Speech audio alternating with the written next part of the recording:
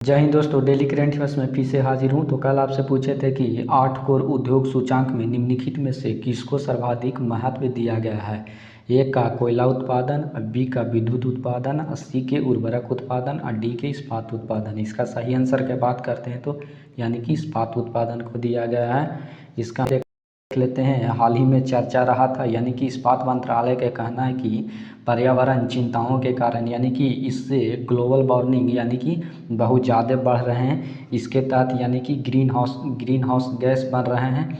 इसके लिए यानी कि डीकार्बोनाइजेशन को अपनाने के लिए ये फैक्ट्री को कहे हैं। कोर सेक्टर के बारे में हम जान लेते हैं। कोर सेक्टर में 8 क्षेत्र आते हैं, जिसमें यानी कि बिजली सेक्टर आते हैं, इस्पात सेक्टर यानी कि स्टील, और उसके बाद देख लेते हैं रिफाइनरी उत्पाद, कच्चा तेल, कोयला, सीमेंट, प्राकृतिक गैस और उर्वरक आते हैं। ये 5 क्षेत्र। इसमें सबसे प्रमुख क्षेत्र होते हैं जी, यानी कि स्टील क्षेत्र होते हैं, यानी कि इस्पात उद्योग होते हैं। और आगे के बात कर लेते हैं तो यानी कि डीकार्बोनाइजेशन के बारे में इसका अर्थ यानी कि जो ग्लोबल वार्मिंग में सबसे ज़्यादा योगदान दे रहे हैं, यानी कि कार्बन डाइऑक्साइड और कार्बन फुटप्रिंट को यानी कि कम करना है और रिन्यूएबल एनर्जी को बढ़ावा देना है।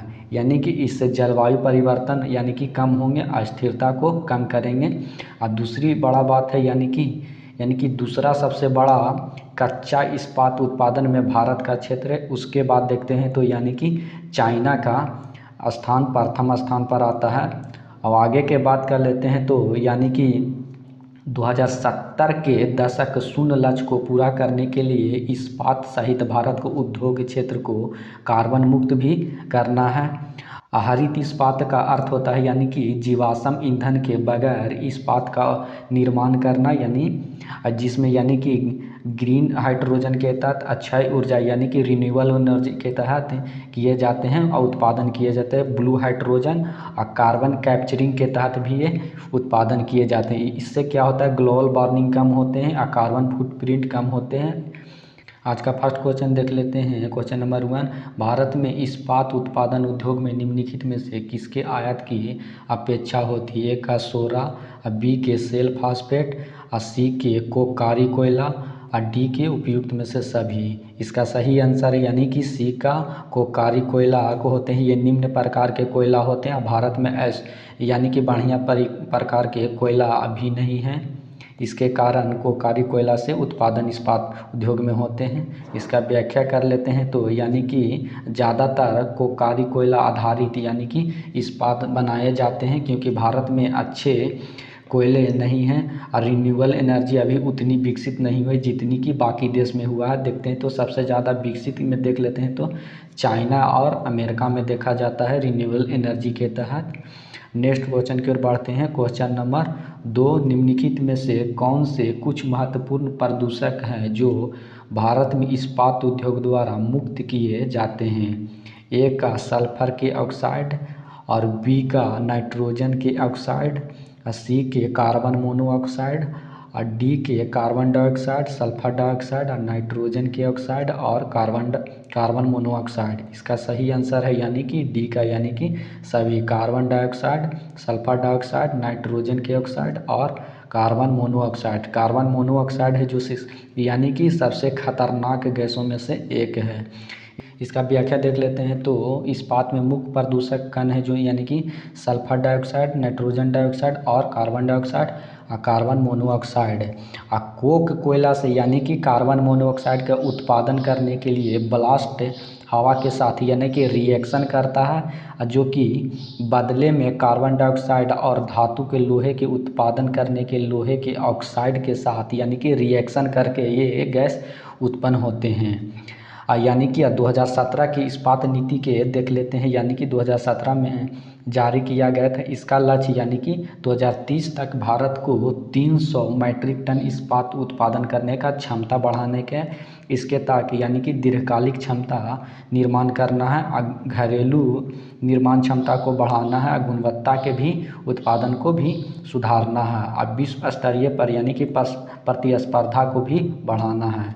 आगे के बात कर लेते हैं तो यानी कि इसका उद्देश्य क्या है, यानी कि उत्पादन में आत्मनिर्भरता।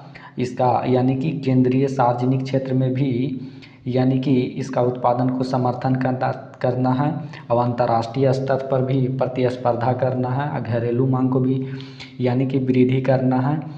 नेक्स्ट क्वेश्चन की ओर बढ़ते हैं। क्वेश्चन नंबर 3, महिला आरक्षण अधिनियम 2023 का प्राथमिक उद्देश्य क्या है? ए के लोकसभा में सभी सीटों में से 1/3 सीट केवल महिला के लिए आरक्षित करना। अब बी के लोकसभा और राज्यसभा विधानसभा में महिलाओं के लिए 1/3 सीट आरक्षित करना। और सी के महिला अभ्यर्थियों के वित्तीय सहायता प्रदान करना।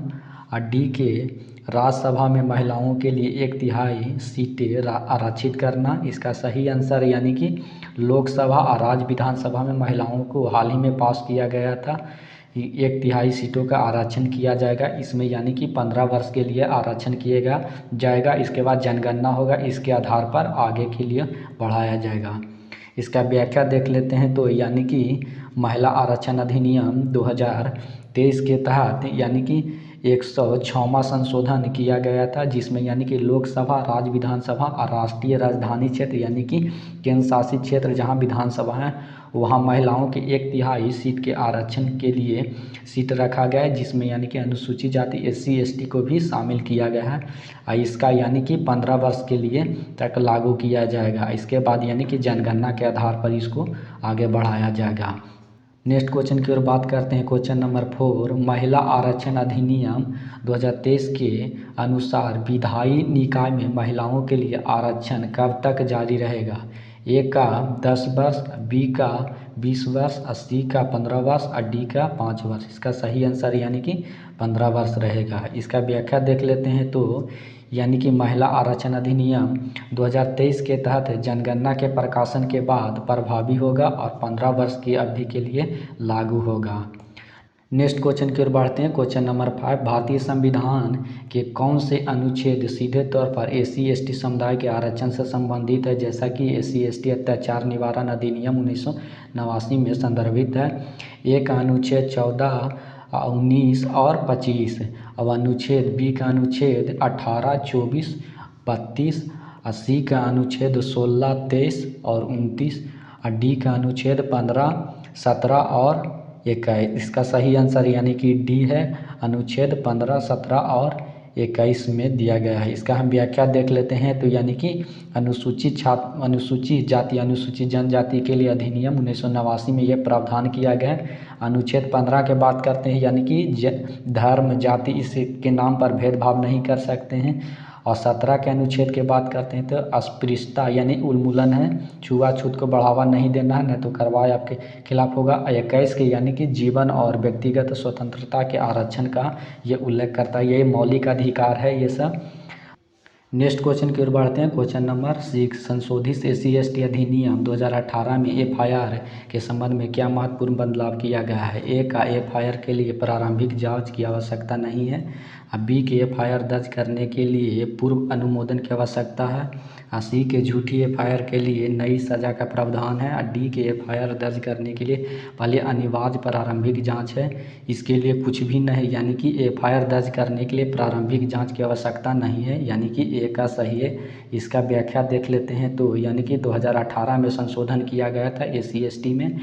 इसमें यानी कि प्राथमिक सूचना के तहत यानी कि पुलिस स्टेशन में प्रारंभिक जांच की आवश्यकता नहीं है, FIR दर्ज कर सकते हैं। नेक्स्ट क्वेश्चन की ओर बात करते हैं। क्वेश्चन नंबर 7, किस प्राचीन भारतीय सम्राट को नालंदा विश्वविद्यालय के पुनरुद्धार और विस्तार का श्रेय दिया जाता? ए का कनिष्क, बी का हर्ष, सी का अशोक और डी के चंद्रगुप्त द्वितीय। इसका सही आंसर यानी कि हर्ष के दिया जाता है। इसका व्याख्या देख लेते हैं। तो यानी कि हर्षवर्धन की स्थापना यानी कि पुष्पभूति ने किया था। इसके बाद देख लेते हैं कि यानी प्रारंभिक जो यानी कि इनका राजधानी था यानी कि थानेश्वर था, उसके बाद सुरक्षा के कारणों से यानी कन्नौज कर दिया गया था जो कि हरियाणा में है। और शासनकाल इनका रहा था यानी कि 6वीं से 7वीं शताब्दी तक रहा था, यानी कि कुछ क्षेत्रों में रहा था यानी कि उत्तर भारत में। इसके बाद देखते हैं यानी कि हर्षवर्धन ने नालंदा विश्वविद्यालय में यानी कि अनुदान दिए थे। और सांस्कृतिक और धार्मिक उपलब्धियों के लिए यानी कि हर्षवर्धन काल के लिए जाने जाते हैं ज़्यादातर। यानी कि हर्ष जो शुरू में थे यानी कि शैव हिंदू थे, उसके बाद वो अपने बहन के कहने पर यानी कि बौद्ध धर्म वो अपना लिए थे। इसके बाद आगे के बात कर लेते हैं तो यानी कि वो अपनी धार्मिक संहिता थे, यानी कि सभी धर्म को मानते थे, या ये नहीं कि यानी कि सिर्फ हिंदू और मुस्लिम को मानते थे, जैन को भी मानते थे, सभी धर्म को सम्मान वो यानी कि दर्जा देते थे। अब प्रयाग में यानी कि धार्मिक सभा वहाँ पर बुलाए थे, जिसमें यानी कि हेंगसांग भी शामिल हुए थे। इसमें 3 धर्म शामिल हुए थे, यानी कि बौद्ध, जैन और बुद्ध भी हुए थे। हर्षकालीन यानी कि जो हर्षचरित का लेखक हैं उस समय यानी कि बाण भट्ट लिखे गए थे, उनके जीवन और प्रशासन काल में इसमें यानी कि लिखा गया इसके बारे में। हर्ष थे यानी कि कला और विद्या के संरक्षक थे। इसके बाद देख लेते हैं यानी कि और नालंदा विश्वविद्यालय बुद्धिजीवी और विद्वानों को भारी अनुदान दिए थे, और वो स्वयं यानी कि 3 नाटक के किताब लिखे थे, जिसमें प्रियदर्शी का रत्नावली। क्वेश्चन की बात करते हैं, क्वेश्चन नंबर 8, निम्नलिखित में से कौन सा बिहार में स्थित यूनेस्को विश्व धरोहर स्थल है? ए का बुद्ध स्मृति पार्क, बी का बोधि मंदिर परिसर, सी के वाल्मीकि नगर टाइगर रिजर्व, और डी का विश्व शांति स्तूप। इसका सही आंसर यानी कि बोधि मंदिर को दिया गया है, जो कि बोध गया में है। अब वाल्मीकि टाइगर देख लेते हैं तो ये पश्चिम बंगाल में पड़ता है, यानी कि पश्चिम चंपारण में पड़ता है। और विश्व शांति स्तूप देख लेते हैं, ये राजगीर में है। ये यानी कि जापान के द्वारा ये बनाया गया था। इसका व्याख्या की बात कर लेते हैं तो 2002 में बोधि मंदिर को यानी कि विश्व धरोहर में शामिल किया गया था। नालंदा विश्वविद्यालय के यानी कि कुमार गुप्त के द्वारा यानी कि बनाया गया था। और इसमें यानी कि 2000 यानी कि शिक्षक होते थे और 10,000 यानी कि छात्र होते थे। यानी यहाँ पर ज़्यादातर यानी कि पूर्वी एशियाई से देश से आते थे, यानी कि Korea, Japan, Tibet, Mongolia, Indonesia से आते थे। अब आगे के बात कर लेते हैं, यानी कि इसको भी नालंदा विश्वविद्यालय के 2016 में विश्व धरोहर में स्थल में शामिल किया गया था। और 1861 में अलेक्जेंडर कनिंघम के द्वारा नालंदा का यानी कि नक्शा बनाया गया था। और 2006 में APJ अब्दुल कलाम के कारण ही इसका फिर से यानी कि नालंदा विश्वविद्यालय को बनाने का प्रस्ताव रखा गया था, और संसद में यानी कि 2010 में पारित किया गया था। और इसके बाद यानी कि सितंबर 2014 से यहाँ नामांकन होने लगा। इसके बाद देख लेते हैं यानी कि नालंदा विश्वविद्यालय जो बना है उसका आर्किटेक्ट यानी कि BB मूर्ति ने बनाए हैं, जो यानी कि कार्बन फुटप्रिंट मुक्त नेट जीरो है, यानी कि इसमें यानी कि प्रदूषण ना के बराबर होते हैं। और 100 ओक जल निकाय क्षेत्र में यानी कि फैला है। और यहीं पर यानी कि बौद्ध सारिपुत्र का जन्म भी हुआ था। आगे की बात कर लेते हैं तो यानी कि यहाँ पर प्रवेश के यानी कि कठिन परीक्षा होते थे, जिसमें 3 तरह की परीक्षा होते थे। सबसे पहले इसमें होता था यानी कि प्रथम दृष्टांत होता था, उसके बाद शुद्ध आचरण होता था, इसके बाद संघ के नियम को अत्यंत पालन करना पड़ता था, नहीं पालन करने पर यहाँ से निकाल दिया जाता था। हेंगसांग इत्सी यहाँ पर यानी कि आए थे और शिक्षा यहाँ पर ग्रहण किए थे। कुछ समानताएं भी है इस विश्वविद्यालय के, इसके बारे में देख लेते हैं। दक्षिण पूर्वी एशिया के कई स्थलों के अलावा कंबोडिया के अंकोर वाट मंदिर के मेल खाते हैं। इसमें यानी कि विक्रमशिला जो कि भागलपुर में है, तक्षशिला यानी कि भारत का पहला विश्वविद्यालय था। उसके बाद नालंदा विश्वविद्यालय है जो कि दूसरा। तीसरा में देखते हैं तो विक्रमशिला है। अब बख्तियार खिजली यानी कि 1100 ईस्वी के लगभग यानी कि नालंदा विश्वविद्यालय में हमला किया था। इसके बाद यानी कि वहाँ पे यानी कि पुस्तकालय थे उनको जला दिया गया था। और जलाने में यानी कि 3 माह तक जलती रही पुस्तकें। आगे के बात कर लेते हैं कि इसमें क्या क्या पढ़ाई होती थे, इसके बारे में देख लेते थे। यहाँ पर यानी कि 10,000 छात्र एक साथ पढ़ा करते थे, जिसमें यानी कि धर्म, दर्शन, चित्रकला यानी कि सैनिक वस्तु से भी पढ़ाई होते थे। इसके बाद देख लेते हैं यानी कि चिकित्सा क्षेत्र में यहाँ के यानी कि बहुत ही योगदान था। इसके बाद कर लेते हैं आर्यभट्ट भी यहाँ पर पढ़ाया करते थे।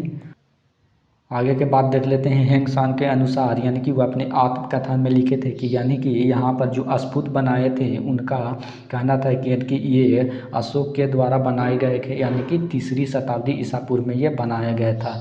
नेक्स्ट क्वेश्चन की ओर बढ़ते हैं। क्वेश्चन नंबर 9, डेटोनेटर का प्राथमिक उद्देश्य या कार्य किया है? ए के विस्फोटकों का परिवहन के लिए, और बी के विस्फोटक को ट्रिगर के लिए, और सी के विस्फोटक शक्ति मापने के लिए, और डी के विस्फोटक सामग्री का भंडारण करने के लिए। इसका सही आंसर यानी कि मापने के लिए है, विस्फोटक शक्ति का मापने के लिए है। इसका व्याख्या देख लेते हैं, यानी कि डेटोनेटर का विशेष रूप से अनुप्रयोग में नियंत्रित करने के लिए इसका प्रयोग किया जाता है, ऐसा डिजाइन किया जाता है, यानी कि विद्युत प्रवाह द्वारा ट्रिगर किया जाता है। अंतिम क्वेश्चन है क्वेश्चन नंबर 10। डायनामाइट का मुख्य घटक क्या है जो इसे अत्यधिक विस्फोटक बनाता है? ए का TNE, बी के अमोनिया नाइट्रेट, सी के RDX, और डी के नाइट्रोग्लिसरीन। इसका सही आंसर है यानी कि डी के नाइट्रोग्लिसरीन। इसका व्याख्या देख लेते हैं। तो डायनामाइट मुख्य रूप से नाइट्रोग्लिसरीन एक शोषक पदार्थ के साथ मिलकर बनाया जाता है ताकि सुरक्षित संचलन के लिए वाष्पशील यौगिक के स्थिर किया जा सके। आज का अभ्यास प्रश्न देख लेते हैं। डेंगू मुख्य रूप से मच्छर की किस प्रजाति द्वारा फैलता है? ए के एनोफिलीज, बी के मेंसोनिया, और सी के यानी कि कायूलेक्स, और डी के एडिज एजिप्टी। इसका सही आंसर कमेंट बॉक्स में देना। जय हिंद दोस्तों, अब मिलेंगे नेक्स्ट टॉपिक पे।